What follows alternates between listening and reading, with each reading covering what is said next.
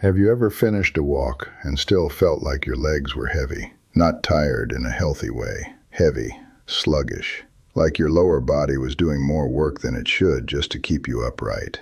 A lot of men over 60 know that feeling. They walk because they've been told walking is the gold standard. Good for the heart, good for longevity, good for the joints. And to be clear, walking is good. I still want you walking. But if walking is the only thing you're doing, there is a gap in your system, and that gap shows up in very predictable ways. Your ankles swell by late afternoon. Your calves feel flat and weak. You get up from a chair and need a second to organize yourself. You stand still in the kitchen and shift your weight around because your body does not feel stable. You step onto uneven ground and your confidence drops. That is not just getting older. That is a body that is moving, but not getting the right signal. I spent 20 years as a Navy SEAL. For a long time, I thought movement was movement. If you were active, you were fine. Then my late 40s taught me otherwise. High blood pressure, bad stress markers, borderline metabolic syndrome, hormones going the wrong direction. My body was telling me something important. Activity alone was not enough. The right type of activity mattered. That lesson changed the way I train, it changed the way I recover, and it changed the way I look at aging. Because after 60, the issue is not just whether you move. The issue is whether you are strengthening the exact systems that keep you steady, energized, and independent. Today I want to give you 3 movements that do that better than walking alone. These are simple. They are safe for most men when done correctly. No gym, no machines, no complicated setup. Just targeted work for the lower leg and balance system most people neglect until something starts going wrong. And stay with me through the last one, because that is where we move from basic strength into real stability. Let's start with the first movement. Seated heel raises. This looks almost too simple. Good. Simple is repeatable. Sit in a sturdy chair with your feet flat on the floor. Knees bent about 90 degrees. Sit tall, not rigid, just organized. From there, keep the balls of your feet on the ground and slowly lift both heels as high as you comfortably can. Pause for a second at the top. Then lower them slowly. Do not let them just drop. That is 1 rep. Now, why do I care about a movement this basic? Because the muscles in the lower leg, especially the deeper calf muscles, do more than people realize. They help pump blood back upward from the lower body. They help control the ankle. They help stabilize you when you stand, walk, and shift weight. And after 60, these muscles often get weaker and less responsive, especially in men who are active but never actually train them. Walking uses them, yes, but walking is often too light and too automatic to strengthen them much. The body becomes efficient at the pattern, and efficiency is not the same thing as strength. That is the difference people miss. You can walk every day and still have weak calves. You can walk every day and still have poor ankle control. You can walk every day and still feel that strange heaviness in the legs because the lower leg pump is undertrained. Seated heel raises help fix that without putting much stress on the joints. And I like them because they are accessible. If a man is deconditioned, dealing with balance issues, or just starting out, this gives him a place to begin without the intimidation factor of standing drills. Do 10 to 15 slow reps, not rushed, not mindless.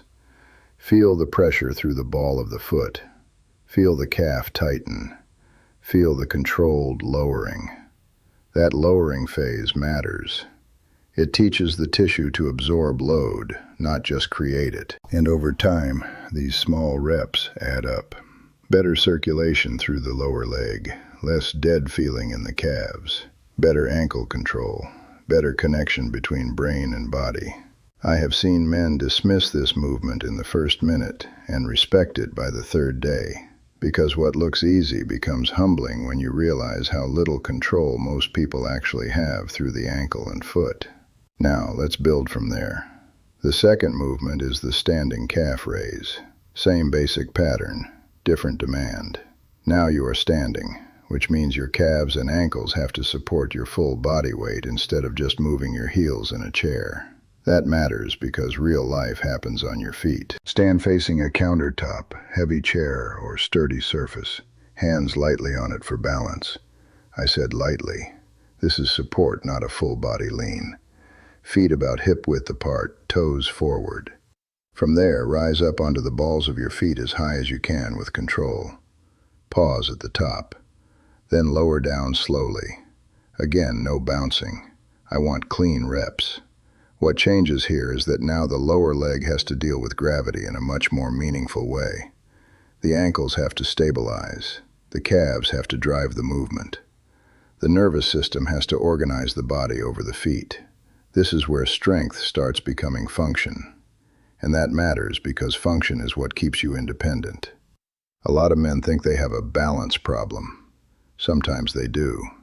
But often part of that balance problem is a strength problem lower down. Weak calves, stiff ankles, poor foot control. The body never feels truly grounded because the foundation is not doing its job. You do not solve that by just walking more. You solve that by giving the body a stronger signal. That is what standing calf raises do. They strengthen the muscles that help push you forward when you walk. They strengthen the structures that help you catch yourself when your foot lands a little off. They help when you climb stairs. They help when you stand on one foot briefly while dressing. They help when you shift your weight reaching into a cabinet. They help in all those ordinary moments that start feeling less automatic with age. Start with 10 to 12 reps. If that is easy, build toward 15. If 15 is easy and your form stays clean, do a second set, but earn the progression.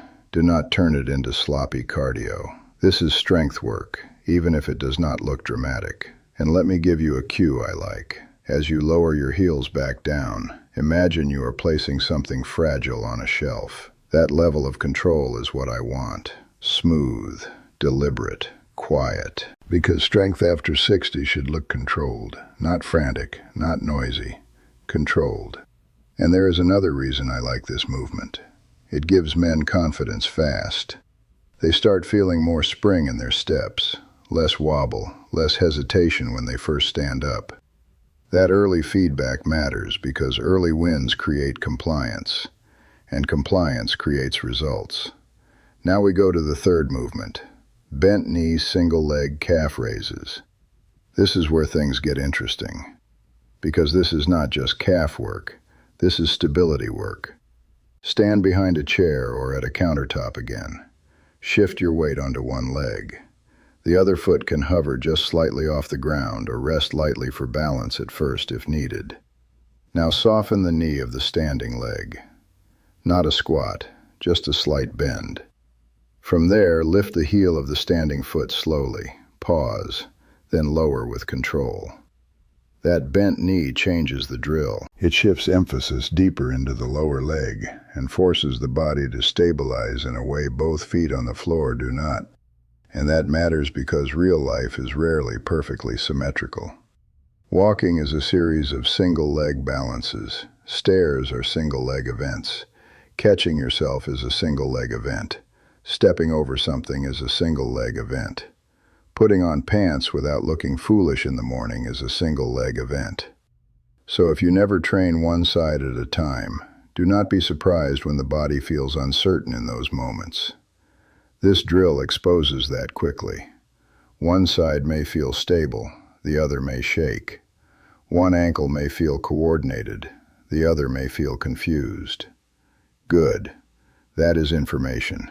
Useful information. It tells you where the body has gone offline. And this is where many older men need a hard truth. The body does not stay symmetrical by accident. It stays symmetrical through use, attention, and training. If one side has been weaker for years, daily life will keep reinforcing that until you do something intentional about it. This movement is intentional. Keep the knee slightly bent throughout. Rise up through the ball of the foot. Feel the work deep in the lower leg. Pause. Lower slowly. Do 8 to 10 reps per side. And if you need both feet down at first, fine. Use a staggered stance. Reduce the load. Keep the movement. The goal is not to prove anything. The goal is to build something. Because what this movement really trains is trust. Trust in the ankle, trust in the foot, trust in the body's ability to organize itself over one leg. That is what people mean when they say they want better balance.